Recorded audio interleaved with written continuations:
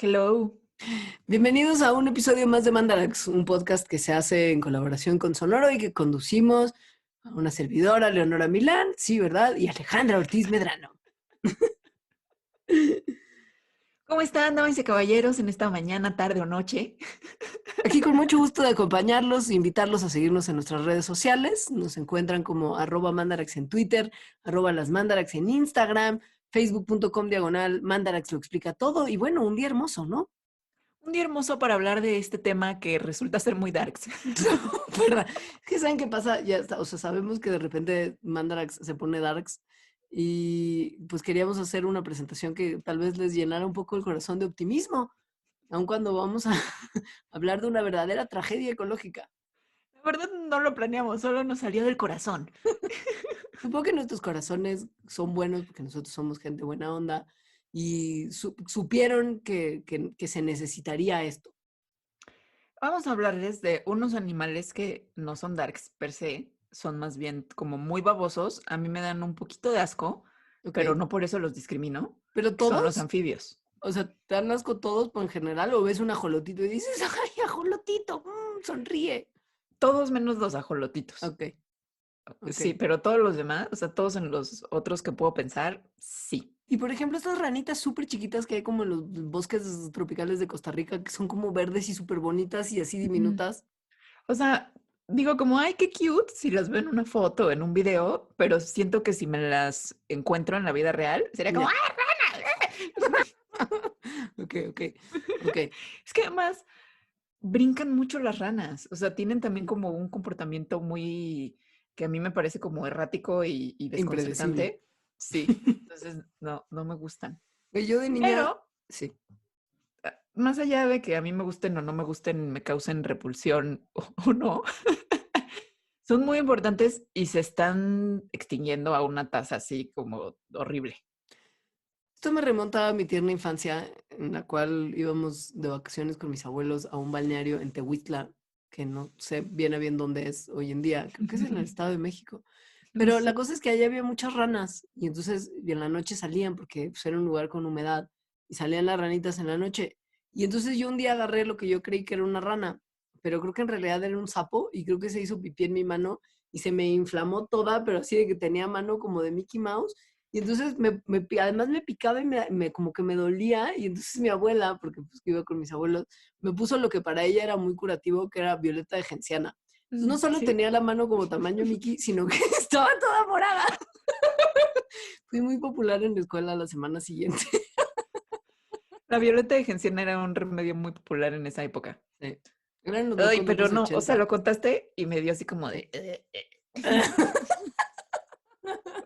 Las ventajas de ser patrón de Mandarax es que ustedes pueden ver a Alejandra haciendo esa cara en el video. Así que visiten por favor patreon.com/Mandarax.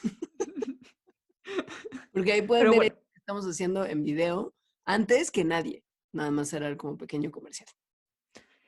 los anfibios son animales vertebrados, o sea, como nosotros, que también somos vertebrados, y como todos los mamíferos, todos los reptiles, todas las aves y los anfibios. Y los anfibios se caracterizan por su habilidad de vivir tanto en hábitats terrestres como acuáticos.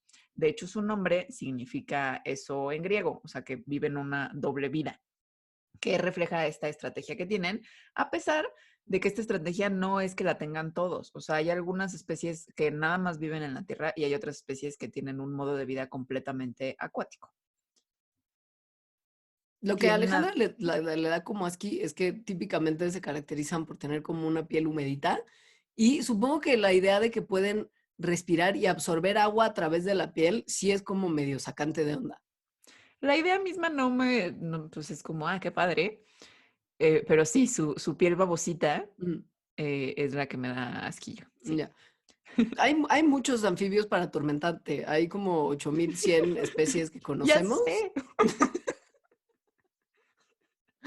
Y tienen además, no sé no sé cómo estés de cómoda como con su ciclo de vida, que es como huevo húmedo también, como larva, como los renacuajos extra babosos, como y después adulto. O sea, huevo, larva, adulto. Todas ellas húmedas y como babositas.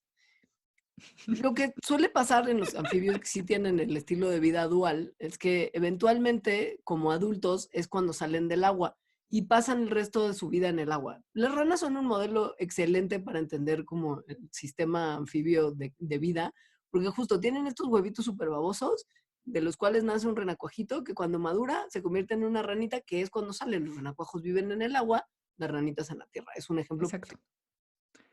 Y esto es súper interesante, se llama metamorfosis y los anfibios son el único vertebrado que pasa por metamorfosis. Todos los demás vertebrados, pues crecemos y ya, ¿no? No nos convertimos en otra cosa. Yo siempre he sentido que me faltó un estado larvario. Siento que fue como una cosa que biológicamente no cumplí. Luego, como los reptiles, los anfibios tienen sangre fría, lo que se le dice sangre fría, o sea, son ectotermos, que significa que el control de su temperatura ocurre por procesos externos, como por ejemplo ponerse de panza al sol. No como en nosotros, que somos endotermos, o sea, nosotros los mamíferos y las aves también, que nuestro calor corporal pues está controlado por el metabolismo. Y por esta piel que tienen, que es la que me da más asco de todo lo que ellos, es lo único que me da asco en realidad. Sí, sí. Requieren vivir en condiciones específicas, pues especiales. O sea, por ejemplo, mucho sol les puede dañar las células de la piel y mucho viento se las puede secar, lo cual hace que se deshidraten los animales. Y esto de la piel y de qué tan importante es su piel babosilla para ellos va a ser muy relevante al rato que les contemos sobre su extinción. Totalmente. Ahora, independientemente de las condiciones tan específicas que necesitan de ni mucho sol ni mucho viento, sino justo lo perfecto así, independientemente de eso, están distribuidos por prácticamente todo el planeta, salvo la Antártida, porque es normal. O sea, incluso llegan como al círculo polar ártico en Eurasia, algunas especies, y en las islas más remotas del océano, todo bien, anfibios, desiertos súper secos, también los hay. Entonces, esta característica de la piel que, pues, que es medio, son medio picky, tampoco es que les genere diferencia en términos de su distribución. Y además llevan viviendo en la Tierra, pues, más que cualquier otro vertebrado, de hecho, de cualquier otro vertebrado que sobreviva actualmente. Ujú, ujú, ujú. El grupo de anfibios, ¿no? No que una rana sea 350 millones de años de vieja. Pero bueno, los anfibios están, digamos, se clasifican por dentro de los anfibios en tres grupos grandes, que son los anuros, que básicamente son ranas y sapos. Son, pues no tienen cola, están como chonchitos de su cuerpo y tienen las patas de atrás muy fuertes, que es lo que hace que puedan brincar de manera desconcertante para mí. Y tienen este ruidito que por suerte para ti es un indicador de su presencia, para que así puedas evitar las zonas donde se escucha ese sonido, que es muy característico y que se conoce como croar. Tienen además los ojos saltones, muy, muy, muy guapos, y la piel babosa, ¿no? Sí. Y también hay muchísimas especies para atormentarme. De hecho, los anuros, o sea, sapos y ranas, son de los animales más diversos en el planeta, tienen más de 6,000 especies. No, wow, sí, no. Y además esos son los que más te malviajan, según yo, porque son los más N- babositos, ¿no? No, Las hay otros que Cecilias, vienen de Suecia. puta, sí. Esas sí son medio gross, la verdad. Son Sí, horribles. yo sí, estoy contigo en eso. Bueno, mucho del sonido de advertencia para que las personas que les dan ñañaritas las ranas y los sapos, que es el croar, se acostumbra a escuchar mucho después de la lluvia. Y esto es una cosa que está relacionada a por qué hacen este ruido en principio las ranas y los sapos. La realidad es que este ruido, por más que pensemos que es de todas las ranas y sapos, no lo es. Es solamente un sonido que hacen los machos. Y es como si a ustedes les llevaran serenata un día abajo de su balcón. Son ranas macho llamando a ranas hembra para aparearse. Y cada especie tiene un llamado distinto. O sea, hay diferencias entre el croar de varias especies de ranas y es una forma que se puede utilizar para identificarlas. Y el tema de lo de la lluvia es porque cuando hay lluvia se crean las condiciones óptimas para que las hembras puedan poner huevos en charquitos que están recién, pues recién creados. Y además porque el clima húmedo, así como pues sí, húmedo, básicamente les encanta a las especies de anuros.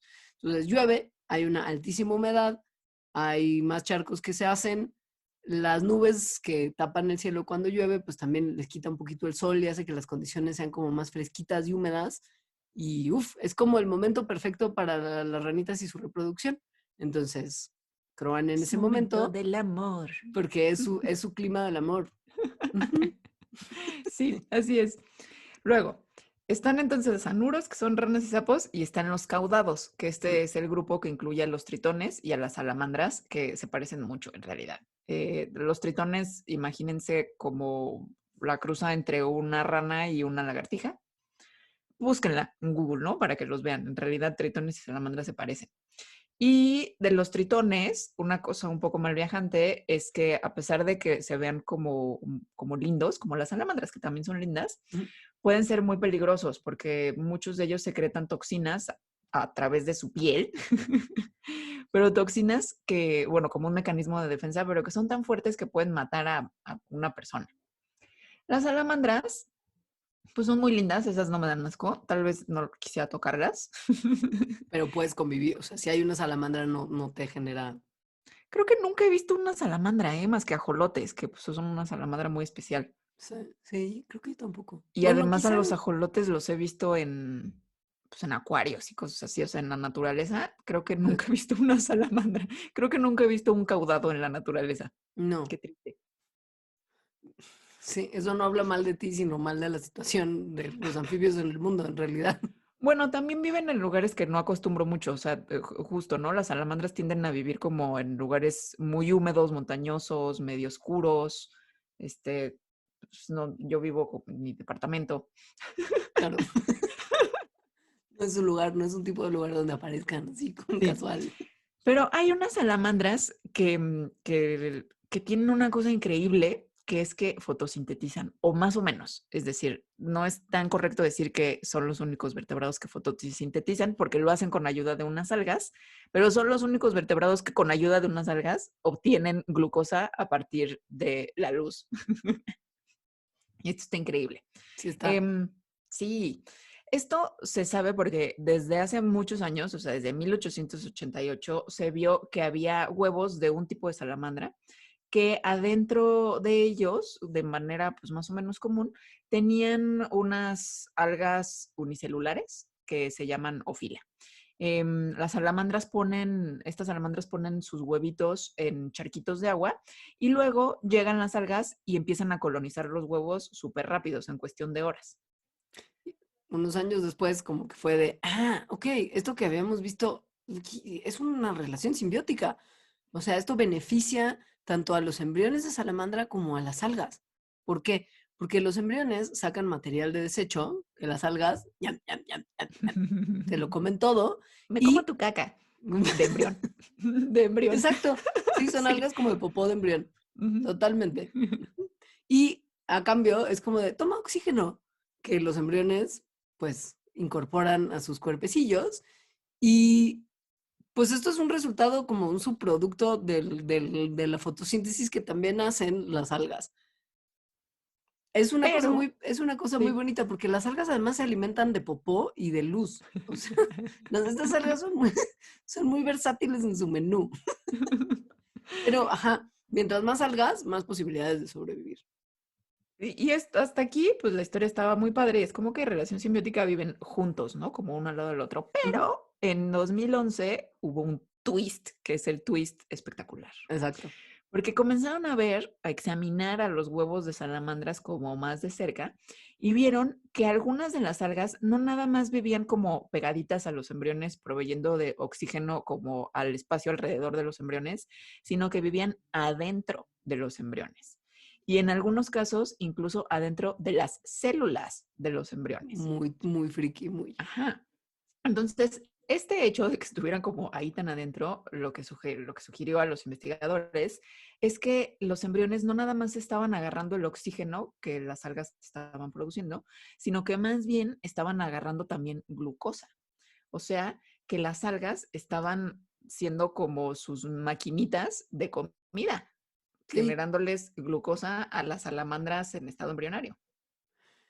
Ahora, cuando terminan el proceso embrionario, se rompe esa relación y para la ciencia fue muy curioso como de, bueno, vemos que las salamandras como organismos adultos pueden sobrevivir perfecto sin las algas, pero ¿qué pasa si las algas no tienen embriones para vivir adentro de ellos?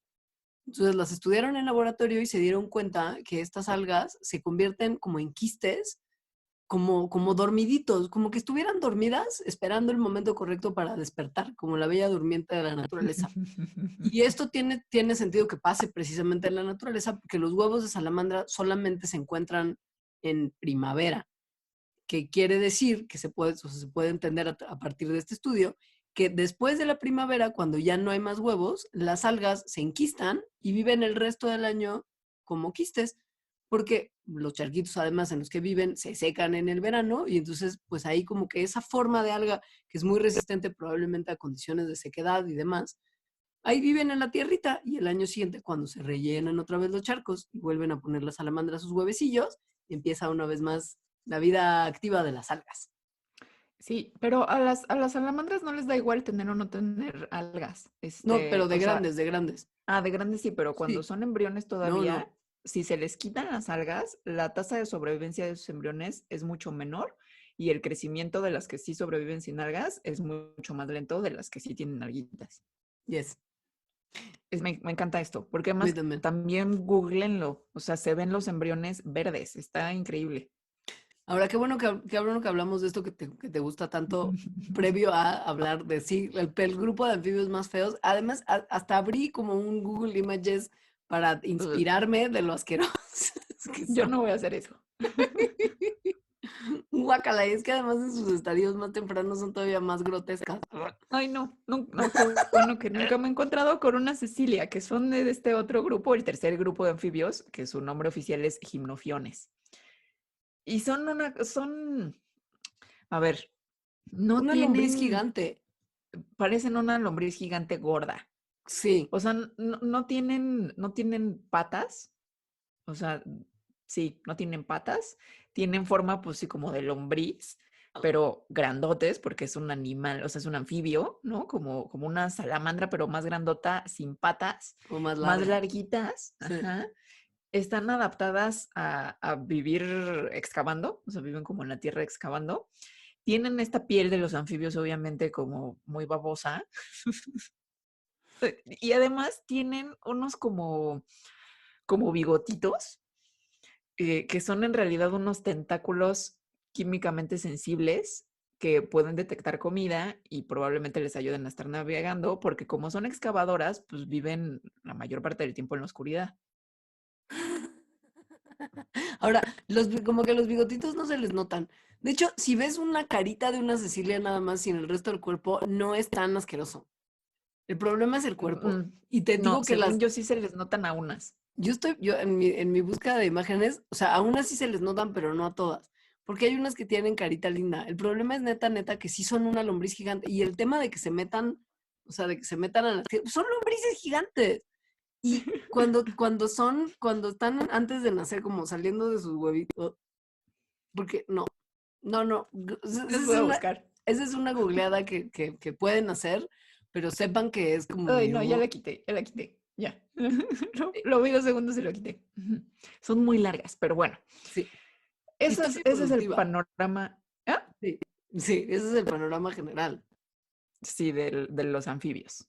Ahora, los anfibios aparecieron hace más o menos 340 millones de años. Fueron de los primeros grupos en diverger de este linaje de tetrápodos, que son los vertebrados que tenemos además 4 extremidades, em, durante la evolución, pues, de este tipo de animales. Entonces, antes había, digamos, una cosa como peces tetrápodos. Hay uno muy famoso que se llama Tiktaalik, que ahorita no hay nada parecido, ¿no? O sea, es como una cosa entre un pez y un cocodrilo, ¿no? Más o menos así. O sea, como que Güey, tiene patitas, pero hace como ¿qué? 20 años no escuchaba Tiktaalik. O Uy, es de sea, mis temas favoritos. Podría wow, hablarles horas de Tiktaalik, no lo voy a hacer ahorita, no es el momento. pero es de mis temas favoritos. Es increíble la historia de su descubrimiento. Pero bueno. Y podría parecer que los anfibios son como una cosa ancestral a los reptiles, en esta idea de que no aparecieron peces y luego aparecieron anfibios y luego reptiles y luego la cúspide de la evolución, los mamíferos y en esa cúspide los humanos. Pero en realidad la evolución no es así. Y los anfibios, nada de lo que acabo de decir de la evolución es así. Y los anfibios no son un paso intermedio en la evolución entre reptiles y peces. No. Salieron pues de una como divergencia de la evolución de los primeros vertebrados que pisaron la Tierra, los tetrápodos, hace como 397 millones de años, por ahí de la mitad del periodo devónico. Y ellos tenían más patitas que aletitas, pero no eran completamente terrestres porque sus huevos y larvas necesitaban un ambiente húmedo para poder sobrevivir. Entonces, una vez que divergieron, que se cree que fue relativamente rápido, salieron dos linajes, uno de los cuales son los anfibios, que mantienen el requerimiento de la humedad para sus huevecillos, y otro linaje dio a los amniotas, que son un grupo de vertebrados con extremidades, que incluye a todos los reptiles, aves, mamíferos y todos sus parientes extintos. Entonces, ahí se ve que de que los anfibios no dieron origen a los reptiles, sino que ambos vienen de un ancestro común que Ujú, hace muchísimos millones de años se separaron. Los amniotas, que ahí estamos nosotros también, ujú. el embrión se desarrolla dentro de varias membranas que están pues como cubriendo al embrión.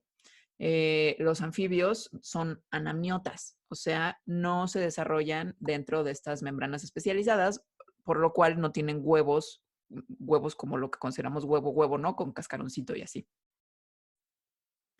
Los primeros grupos de anfibios salieron de unos peces que son muy raros, un poco también, sí, que son los sarcopterigios, que se parecen a los peces que tienen pulmones que viven hoy en día, que son como friki, la verdad. También son raros, sí. Sí. Y estos peces antiguos, los sarcopterigios, habían desarrollado como unas aletas, pero que tenían varias articulaciones, que más bien se empezaban a parecer a patas y con como unos dedillos que les permitían arrastrarse en el piso marino. Y algunos también habían desarrollado como pulmoncitos primitivos que les permitían respirar cuando ya las charcas donde vivían empezaban a estar bajas en oxígeno. Y pues como estas aletas, patas y deditos también eran muy fuertes, si se requería, podían usar estas patas como para salir del agua y llegar a la tierra. Y para Entonces, asomarse. y ajá, asomarse y pues como también tenían algunos pulmones primitivos, pues podían respirar. Y eventualmente, pues estas patitas como protopatas se desarrollaron en patas como propiamente dichas y pues así surge el ancestro de todos los tetrápodos, ¿no? O sea, es este pez que sale en el meme como de por qué este güey salió del agua hace no sé cuántos millones Exacto. de años y yo tengo que pagar impuestos. Ese es el vato. Que es muy similar a Tiktaalik. Les digo que hay mucho que decir de Tiktaalik. Sí, totalmente. Yo me acuerdo con cariño de Tiktaalik, ¿eh? No es que haya sido un mal recuerdo, lo recuerdo con cariño. Qué bueno, qué bonito que recuerdes con cariño a Tiktaalik. Entonces, bueno, estos animales, a pesar de poder ya pues, tener desplazamiento en la tierra, seguían siendo pues una cosa como un pez tetramodomórfico, o sea, como un pez que ya se parecía a un tetrápodo, y pasaban casi todo el tiempo en el agua. Así es como empezaron a desarrollar pulmones, pero todavía respiraban con branquias. Entonces, de ahí, este es como de dónde vienen los Ujú. anfibios. Y a pesar de que ahorita mucha gente los ve como, pues, como una cosa simple o como primitiva, los anfibios tienen pues no son nada de eso, y tienen una gran diversidad de estrategias adaptativas que les han permitido pues ocupar casi todos los hábitats actuales, o sea, tanto de agua, no acuáticos, no de agua salada, sino de agua fresca y hábitats terrestres. Algunas de estas estrategias son, por ejemplo, que muchos son activos en la noche, son nocturnos, porque de esa forma se pueden escapar mejor de sus depredadores. No se le También seca su porque, babosita piel. exacto, con el sol no se los seca su babosita piel, asco. Em, Los que son activos durante el día tienden a tener colores muy vistosos, que son una manera de avisarle a los depredadores que son venenosos, ¿no? O sea, que si se los comen se van a morir. ¿Qué comen? Porque, o sea, después de este paseo evolutivo y después de la descripción de sus cuerpos es como de, ok, pero ¿y entonces de qué se alimentan? Pues también De es gusanos. como surtido rico. O sea, por ejemplo, las cecilias, en una cosa que podría describirse hasta como canibalismo, Como gusano, comen, como gusano. sí, porque además lo que más comen son lombrices. Y es como de, güey, la lombriz gigante comiendo lombrices baby es muy loco. Pero son su principal fuente de alimento, mientras que las ranitas y los sapitos y las salamandras comen más bien insectos y otros artrópodos. Ahora, Pero, ajá, sí. no tienen dientes, o bueno, hay algunos que sí tienen dientes, pero son como hay unas ranas que tienen dientes, por ejemplo, pero son unos dientes em, como un equipamiento muy pobre, digamos, o sea, como primitivos en la parte de enfrente de la mandíbula, que nada más les sirven para agarrar a las presas, no para masticarlas. Entonces, no pueden masticar, sino Porque que se las tragan. piensen que las cosas que estos bichos comen como que se mueven, o sea, como que tienen mucho movimiento y quieren escapar del animal que se los está comiendo. Entonces los dientes funcionan como para mantenerlos en su lugar y poder como, Y luego, como, exacto, ajá, tragar. como tragarlos. Pero, o sea, tienen otra estrategia, que es que muchos anfibios tienen una lengua muy larga y muy pegajosa, que seguro han visto sobre todo en ranas y en caricaturas de ranas, que sacan de una manera súper rápida. Entonces sacan la lengua súper rápido, súper pegajosa, con eso atrapan a lo que será su comida y se la tragan completa. Eso también me da un poco de cosa. Lo de las lenguas de las ranas es chistoso. Es chistoso porque, por ejemplo, imagínense que ustedes pueden sacar la lengua y lamerse el ombligo. O sea, si las ranas tuvieran ombligo, sus lenguas super podrían hacer eso. Sería como... Y esto es porque las lenguas de las ranas miden una tercera parte de lo que la rana mide completa. O sea, es como, justo imagínense que su lengua midiera como desde su cabeza hasta la zona del pecho, que es más o menos como una tercera parte. Sí, o tal vez un poco más abajo. Puede ser. Ah, Entonces, y no solo, y así, pues es larga, pero además está cubierta de miles de glándulas mucosas, que son las que sacan una de las sustancias más pegajosas que hay en la Tierra en términos de saliva producida por animales, que cuando, o sea, cuando la lengua se pega a algo, puede levantarlo aunque sea súper pesado. O sea, cuando estudiaron a unas ranas que además tienen como cuernos que son como muy bonitas, pero también como que tienen cara de malas, cuando los científicos investigaron qué tanto podían levantar esas lenguas en términos de peso, se dieron cuenta que podían levantar hasta 1.4 del peso de la rana con la lengua de lo pegajoso y fuerte que es. O sea, es como si tú con tu lengua pudieras levantar un refri.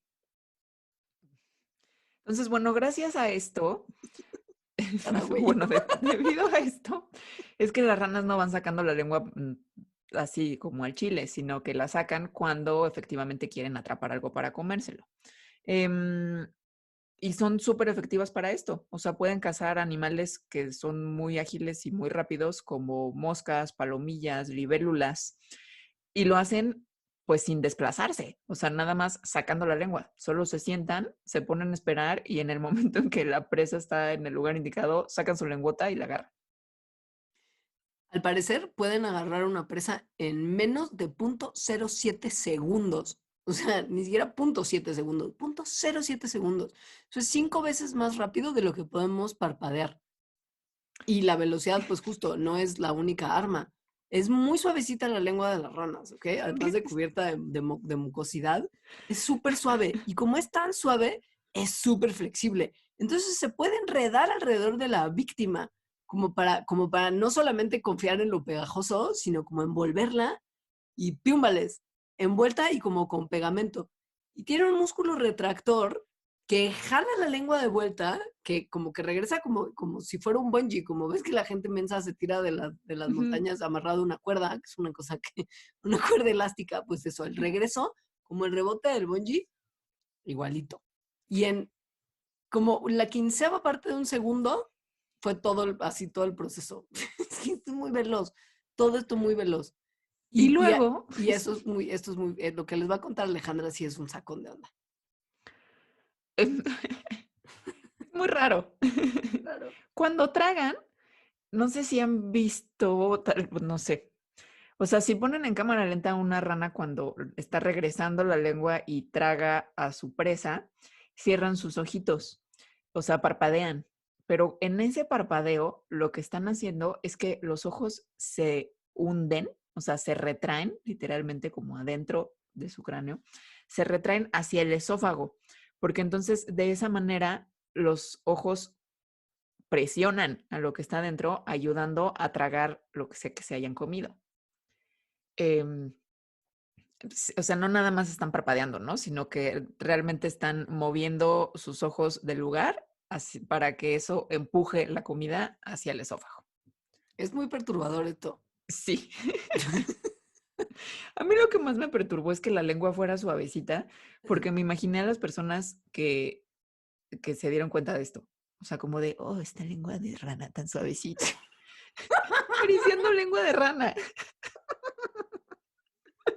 Así como, bueno, familia, ya me voy al trabajo, al laboratorio a estudiar lenguas de rana y ver su suavidad y su mucosidad.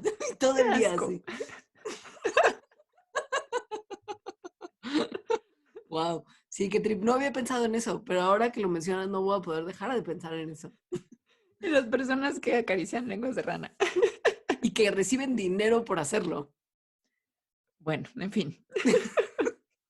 Ok, México. México tiene una gran biodiversidad de anfibios. Sí, muy O grande. sea, de hecho somos el quinto país del mundo en riqueza de anfibios, con una diversidad total de 376 especies aquí nomás. Las más Mucha, diversas sí, son las salamandras. mucha endémica, Sí. mucha. Em, o sea, mucha endémica, más del 50% de las especies endémicas, más bien, más del 50% de las especies de México son endémicas. Y en donde son más diversas son en Oaxaca, en Chiapas y en Veracruz. Ahora, ¿están en peligro en nuestro país? Por supuesto que sí. Están sufriendo la peor crisis de extinción de toda su historia. En México nomás, el 43% de las especies están amenazadas o críticamente amenazadas para el caso de México. Y bueno, aquí hay que decir que esto no es para bien y para mal un caso específico de México, sino que los anfibios están en un problema de extinción tremendísimo en todo el mundo. ¿Quieres que hagamos una especie de pausa y entonces volvemos Sí, a platicar del continuemos con el colapso? mal viaje. Exacto, perfecto. Ahora volvemos. Entonces, los anfibios le están pasando mal en todo el mundo, no nada más en nuestro país, lo que no debería de ser un consuelo para nosotros, sino como de chale, los anfibios le están pasando mal en todo el mundo, muy mal, además. Pero cañón de O mal. sea, apocalipsis. Apocalipsis, o sea, les vamos a ir contando. Pero, pero bueno. Es que está muy loco. De verdad está, a mí me parece una de las cosas más mal viajantes cuando realmente te enteras la dimensión del problema. Y lo difícil que es solucionarlo. Para mí ese fue el mal viaje. Así el Sí, primer artículo que leí sobre esto me dejó con una desesperanza, así de muy pocas veces había sentido como es que no hay nada que hacer, ya sabes, horrible, sí. horrible. Entonces, los anfibios se extinguen como cualquier otra especie debido a causas naturales como competencia con otras especies, depredación, enfermedades, pero también por otras causas, muchas inducidas por los humanos, como la destrucción de su hábitat, la contaminación ambiental, especies invasoras, cambio climático y patógenos. En el caso de los anfibios, ha habido un cambio en la tasa en la que se están extinguiendo, un cambio muy grande en los últimos 100 años. Em, y al parecer las causas son múltiples, o sea, son un conjunto de muchas cosas. Por ejemplo, hay cosas que tienen que, o sea, de su naturaleza, que les hacen más vulnerables a ciertas condiciones externas a su naturaleza que están pasando. La piel que tienen, que es pues permeable y a partir de la cual respiran, los expone a muchos problemas, tanto en los ambientes acuáticos como en los terrestres. Entonces tienen, digamos, como un doble riesgo, porque si en el ambiente acuático hay un cambio o en el ambiente terrestre hay un cambio, a los anfibios les va mal, ¿no? En cualquiera de esos dos. Em, Esa es una de las razones por las que se cree que otros vertebrados, o sea, los mamíferos, los peces no son vertebrados, las aves y los reptiles no están experimentando estos impactos tan severamente como los anfibios. No es sorpresa que les digamos que en este momento en particular se está viviendo un evento de extinción muy importante que para muchos entra en la categoría de extinción masiva y que consideran que esta es, o sea, el momento que estamos viviendo podría describirse como la sexta extinción masiva de la historia de la Tierra.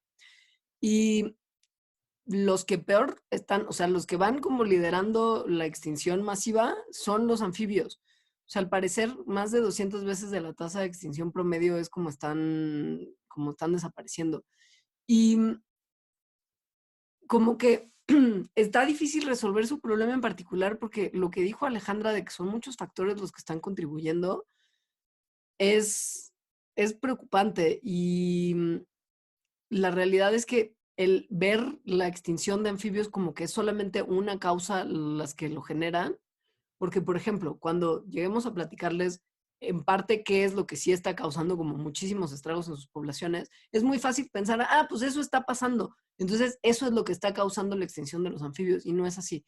Y verlo nada más enfocándonos a un problema hace que nuestras capacidades para protegerlos disminuyan un montón porque estamos perdiendo como la perspectiva global del evento de extinción tan grande que están sufriendo.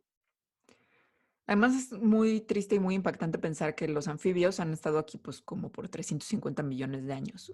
O sea, los anfibios como grupo Ujú. han sobrevivido a muchísimos cambios climáticos, a glaciaciones, al impacto de un asteroide que mató a todos los dinosaurios. Y ahorita están desapareciendo a una tasa 200 veces más alta de la normal, lo que sugiere que se están enfrentando a cambios que no pueden superar y que estas nuevas presiones que no están pudiendo, pues eso, superar, ¿no? Para sobrevivir, están asociadas a nosotros, a la actividad humana. O sea, peor que el Así. meteorito. ¿Han oído quizá hablar de un gran responsable de la extinción de los anfibios? Y es justo el factor que les mencionaba antes, que si bien sí es súper relevante, no es el único y no podemos pensar que este es el uniquísimo culpable de la muerte de los anfibios, porque esto es contraproducente, pero sí está haciendo un daño tremendo. Hay, resulta, un hongo que se llama hongo quitridio, que ha hecho muchísimo daño a un montón de especies de anfibios, o sea, como 500 especies de anfibios, que es como una de 16, o sea, como una en 16 de todas las que conoce y ha descrito la ciencia. Es una proporción altísima de víctimas de este hongo. Y de sus especies víctimas, 90 directo ya se extinguieron, o por lo menos se cree que se extinguieron de forma salvaje. 124 más han bajado sus números en más del 90%, o sea, su población se reduce ya al 10%. Y de los 500, o sea, de estas 500 especies que han bajado sus números a niveles preocupantísimas, de 501, 500 están asociadas con el hongo quitridio. Entonces, probablemente este sí es el patógeno más destructivo, no solamente para los anfibios, sino el patógeno más destructivo que ha habido, que la ciencia ha observado y que la ciencia ha descrito. O sea, como en la Sí, historia de la humanidad, esto es lo peor que le ha pasado a un grupo de organismos vivos. que creo que dijiste que de las 500 especies de anfibio que se conocen, pero no, porque hay como 8000, No, sino, de las que ya sus poblaciones bajaron tanto que están realmente preocupantes. O exacto, sea, ajá. sí. Y este hongo quitidrio es una especie de hongo, no solo una especie de hongo, sino un grupo particular de esa especie. Esta especie se llama Batrachoquitidrium dendrobatidis. Y lo que hace es causar una enfermedad que se llama quitidriomicosis, que es una enfermedad de la piel, bueno, que ataca la piel de los anfibios.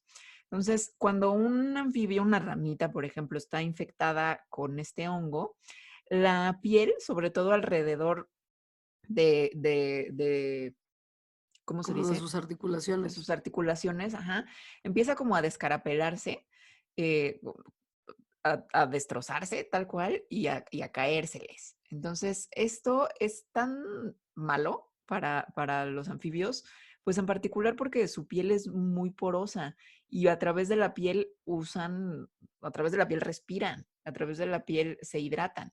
Entonces, el hongo empieza a destruir las proteínas que están en la piel de los animales, o sea, de los anfibios, y se come, ¿no? Eso, o sea, como el resultado de esta destrucción de proteínas, o sea, los aminoácidos que quieran ahí. Y mientras eso sucede al animal que tiene esta enfermedad y que le está pasando eso, empieza a comportarse de una manera más letárgica, empieza a perder piel y se mete en una cosa que le llaman como espiral de la muerte, porque de verdad de ahí ya no hay solución. O sea, esto termina en un paro cardíaco y en semanas de que empezó con la infección se mueren. Esto, sí. Esto está, además de que está horrible, no crean que está pasando de que antier empezó. O sea, de hecho, desde los 80 se conoce que esto está pasando. No se había logrado explicar muy bien qué era y cómo, pero la mayor cantidad de muertes sí ocurrió en los 80 cuando la enfermedad empezó a distribuirse alrededor del planeta. Y a la mitad de los 2000, que fue probablemente cuando yo leí el artículo del mal viaje, como que tuvo un segundo aire la infección y sobre todo en Sudamérica causó estragos esta como segunda racha. De hecho, Sudamérica y América Central son las regiones donde esto está afectando peor a las poblaciones de anfibios, pero no únicamente ahí, o sea, también Europa, América del Norte, Australia y África, en todos lugares hay quitridiomicosis. El único lugar donde no es Asia. Y es una cosa muy interesante porque ahí como que el hongo ha coexistido con los anfibios por millones de años.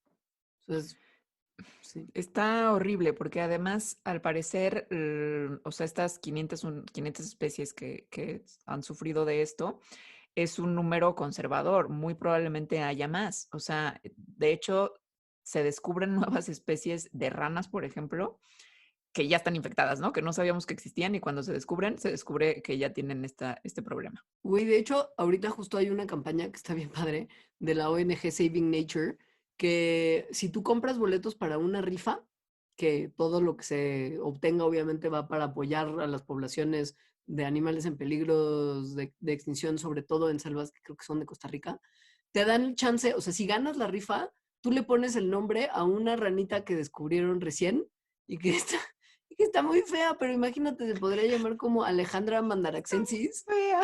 Sí, si ganas la rifa. Pero, o sea, tan es así que justo recién descubrieron una especie más y fue como los investigadores, fue como, mira, ¿sabes qué? Yo no voy a hacer la cosa que hacen los investigadores normalmente, que es bautizarla como yo quiero, sino que voy a donar la posibilidad de bautizarla al mundo para que generemos conciencia y consigamos dinero para el trabajo de esta ONG. Es una ranita de los bosques tropicales colombianos, por si les interesa, luego les puedo poner el link. ¿Y sabemos si está infectada o no está infectada? No se habla de eso porque quieren que les des dinero para como mejorar la situación y supongo que ponerle tu nombre a algo que se va a extinguir mañana no es una manera sexy para conseguir dinero. Entonces no se Bueno, sabe. la infección de este hongo quitidrio ahorita se considera una pandemia en los anfibios y está terrible. O sea, como se ve en la naturaleza, cuando llegan y de repente se encuentran con poblaciones completas de especies de anfibio muertas, quienes lo ven dicen que es como si estuvieran viendo una plaga bíblica de la Biblia de las ranas, ¿no? O sea, literalmente individuos e individuos e individuos muertos haciendo, ¿no? Pues Como sí, alfombras. tapetitos, ajá, Sí. tapetitos de cadáveres. Es muy interesante la historia de este hongo como tal porque hay cientos de especies de hongos quitrídeos y la mayoría de ellos lo único que hacen es chillax mi actividad de descomposición normal como cualquier hongo buena onda, yo no me meto contigo, tú no te metes conmigo, convivimos. Pero esta variante en particular, que es lo que decía Alejandra, que ni siquiera es una especie sino un grupo dentro de la especie, no se queda tranquilo con descomponer cosas que ya no están vivas. Le encantan las proteínas de la piel de los anfibios. Y el problema es que esta variedad, pues igual y si nada más hubiera existido en un lugarcito chiquito de la Tierra, pues hubiera acabado con la población de anfibios ahí y probablemente no hubiera pasado a mayores. Pero la cosa es que la actividad humana, como que implica movimientos de gente de un lado a otro, como por ejemplo el comercio, la guerra, pues movieron el hongo del lugar y se lo llevaron a otros lugares del mundo donde originalmente no existía. Y en el camino, a lo largo de los años y de las décadas, pues evolucionó y surgió como esta variante súper virulenta que es la responsable de la pandemia. Y hay algunos anfibios que lo pueden tolerar, pero en la gran mayoría el daño que les causa es fatal. Y lo peor es que se distribuye y se disemina súper rápido. O sea, súper rápido onda COVID 2020. Súper rápido y además no mata a sus víctimas rápido, lo cual incrementa la probabilidad de que ese animalito infectado que no se ha muerto, pues se siga moviendo y conviviendo con otros y por lo tanto pegándoles al hongo. Y además, el hecho de que no sea mortal para todas las especies, sino que en algunas especies nada más vive, hace que esas especies actúen como reservorios, es decir, donde el honguito está ahí sin causar mucho daño, pero que de ese reservorio puede brincar a otra especie donde sí las mata. Al parecer, el origen geográfico de este hongo, del muy malo, está en Corea. Y al parecer, cosas que tienen que ver pues, con la actividad humana fue lo que empezó a dispersarlo por el mundo. En particular, la guerra de Corea, por ejemplo, porque además el hongo se empezó a dispersar más o menos alrededor de los 1950. Y hay otras actividades humanas algunas muy extrañas, que ahorita les vamos a contar, que contribuyeron a esta dispersión alrededor del mundo. Bueno, uno es las industrias de la comida y de mascotas anfibios. Otra, pues el transporte de cosas en donde pues, se cuelan de repente algunos animales sin que nos demos cuenta. Y otra Es la mejor. es una cosa, o sea, no sé cómo, sí, pruebas de embarazo basadas en anfibios. Es que piensan que no, o sea, la comodidad de ir a la farmacia y comprar una prueba de embarazo que se tiene hoy en día no fue así a principios de siglo. O sea, piénsense ustedes en la década como de entre los 30 y los 60. Ahí no había estas cajitas en las que hay un palito en el que haces pipí, entonces sale una rayita o dos rayitas, para nada. Ni Antes, laboratorio. no, ni laboratorio, No. no, igual laboratorio quizá, pero pues no, pero pues estos eran los protocolos, los protocolos que se usaban.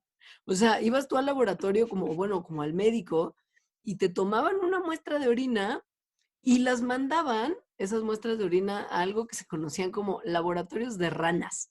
Porque, pues eso eran, o sea, eran laboratorios donde había un montón de rana de uñas africanas Así se que, llaman. así se llaman, sí, que las personas del laboratorio de las ranas le inyectaban la orina de las pacientes que sospechaban del embarazo a las hembras de estas ranas de uñas africanas, en la patita de atrás, o sea, como que no mucho más invasivo.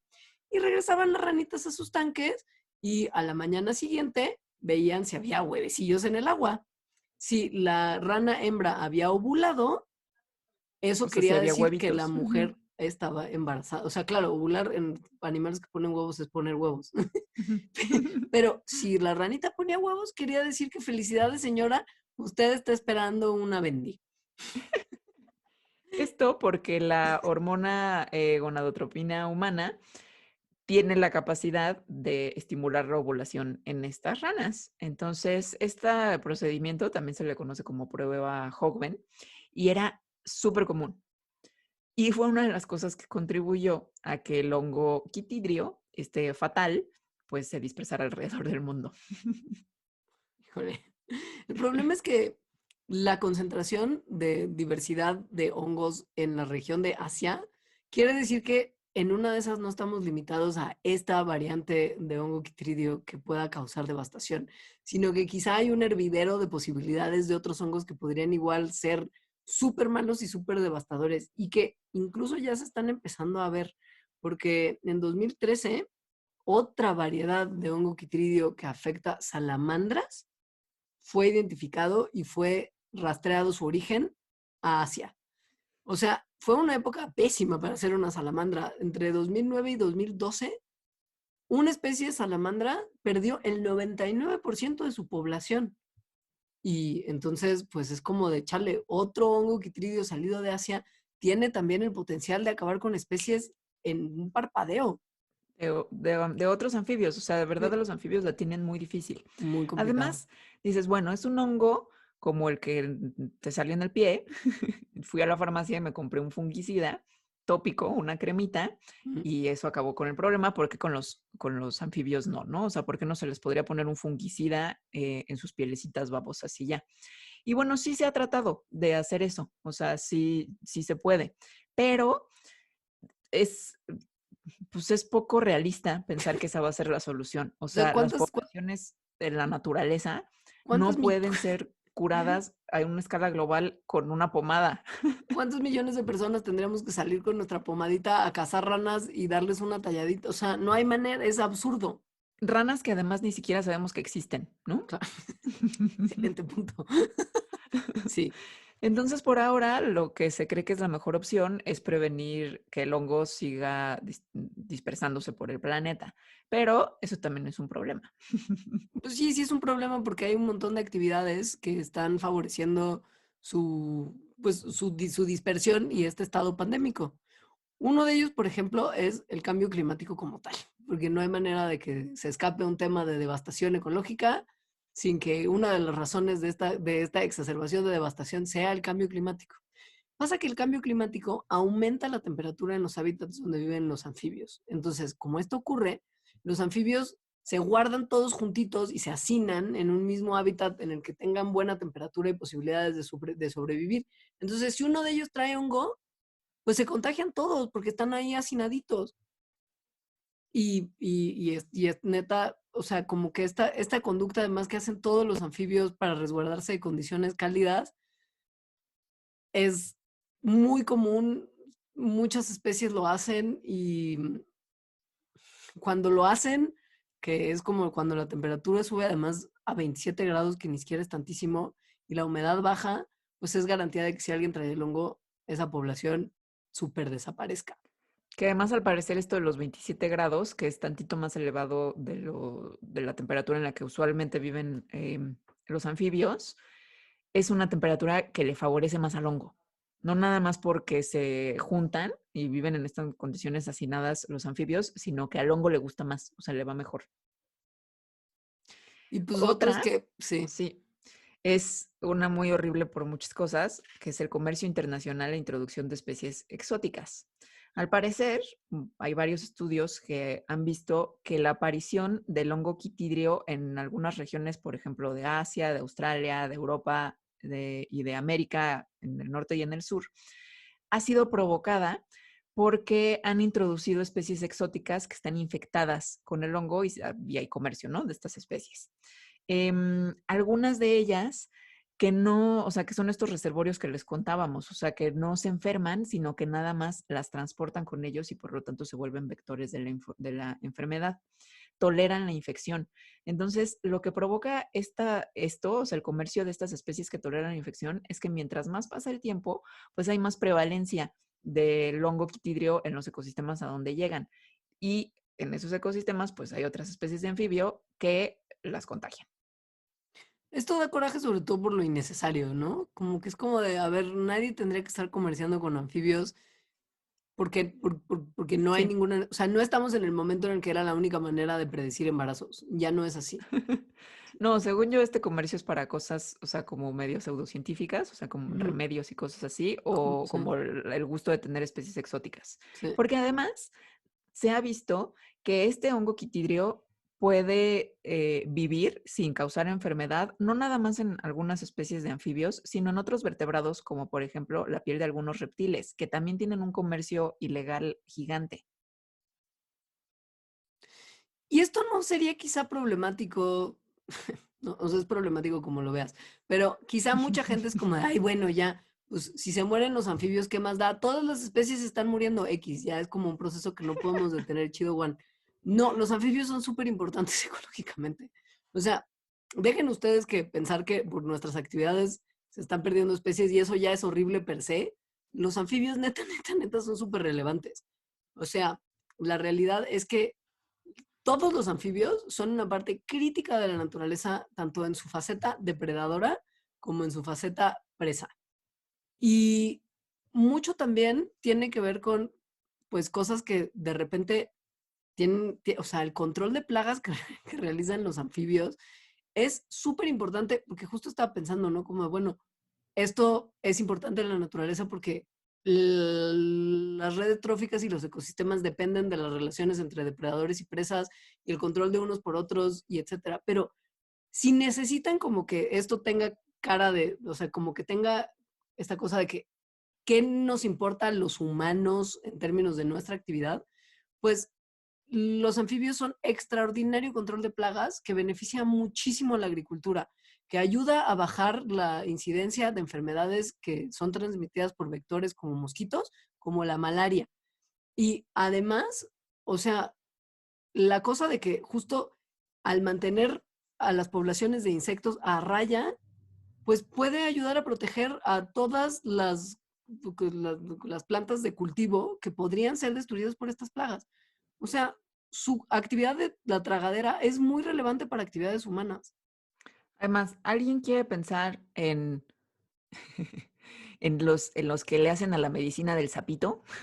Ah, güey, no había pensado en eso. Vive el meme, Bueno, vive el meme de como no sabes biología. Así de la princesa dándole un besito a la rana y cayéndose muerta. Porque es una rana súper fosforescente y es obvio que es venenosa. pero bueno, o sea, no nada Súper más bien. en los que le hacen a la medicina del sapito, sino a las personas que son muchas que usan a anfibios como alimento, o sea, tanto para consumo local como para exportaciones. Esto es mucho.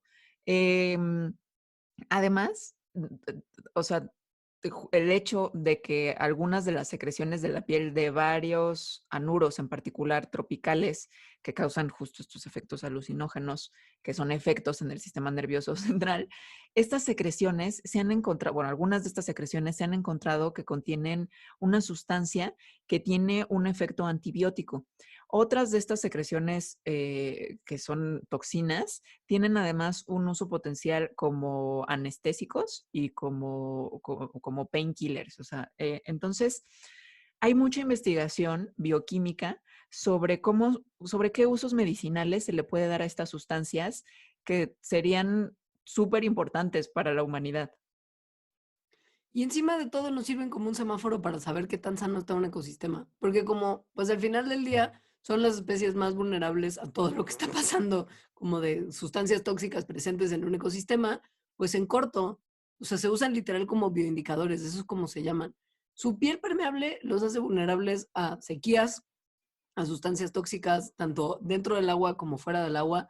Y si tú estás viendo que en un área donde había muchísimos anfibios empieza a haber o enfermedad o disminución de las poblaciones, te puedes dar cuenta perfectamente que en esa área hay un problema y que esta área no está tan sana como debería de estar. Y esto es muy importante porque, una vez más, viéndolo antropocéntricamente, muchos de los ecosistemas donde viven los anfibios son ecosistemas donde se extraen recursos para uso humano, un montón, como peces, como madera, como un montón de cosas. Entonces, si quieres que pues seguir extrayendo recursos de un área, necesitas que esta área permanezca sana y siga teniendo los recursos suficientes. Y si ves que no hay anfibios, quiere decir que algo está pasando que va a hacer que esa área vaya a ser económicamente inviable en corto. Y si no lo pensamos antropocéntricamente, estos ecosistemas no están sanos porque probablemente estamos nosotros haciendo algo mal. Y eso es muy problemático por la cantidad de especies que ahí pueden habitar y las consecuencias ecológicas que tendría que este ecosistema se perdiera. Entonces eso es muy importante, tener monitoreados a los anfibios y que haya anfibios. Eso quiere decir que el lugar donde están está sano y que no lo estamos haciendo tan mal.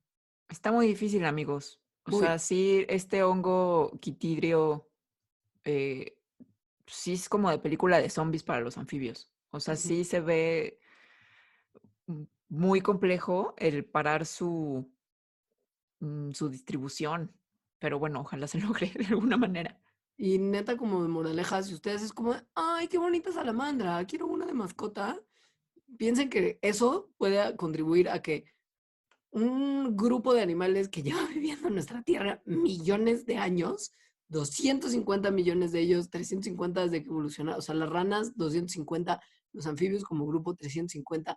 Y eso quiere decir que han sobrevivido 3 extinciones masivas, incluyendo justo la de los dinosaurios, y ahora se están muriendo porque tú quieres tener una salamandra. ¡Qué poca! Neta, qué poca. O sea, neta, qué poca. Y ya. Sí. Pues eso es por hoy. Muchas gracias por haber escuchado este mal viaje. Se los compartimos con todo nuestro corazón. Con mucho cariño, aun cuando Alejandra odia a los anfibios. No los Anfibio hater. odio. Me Anfibio causan hater. asco. Pero ya dije, desde el principio dije, no los odio ni los discrimino. Eres una anfibiófoba. Pues gracias. Eso es todo. Sí, los queremos un montón. A los que nos están escuchando, que son nuestros Patreons, gracias infinitas. Si usted no sabe qué es ser Patreon, visite patreon.com/mandarax y entérese de cómo puede usted contribuir a que este programa se siga haciendo. Fuera de eso, por escucharnos nomás ya merece gracias. Y si además se encuentra en su corazón con 5 minutitos para escribirnos un mensaje en nuestras redes sociales, que son @lasmandarax en Instagram, @mandarax en Twitter y facebook.com/Mandarax lo explica todo, más gusto nos va a dar. Sugieren los temas, déjenos comentarios, háganos preguntas que a lo mejor no vamos a poder responder, pero intentaremos. Convivan, pasen a convivir, que nos encanta saber de ustedes. Y compren nuestro libro La ciencia de la pancita chelera, que está disponible en todas las librerías y que les garantiza unas risas o por lo menos unos conocimientos. Bye. Adiós.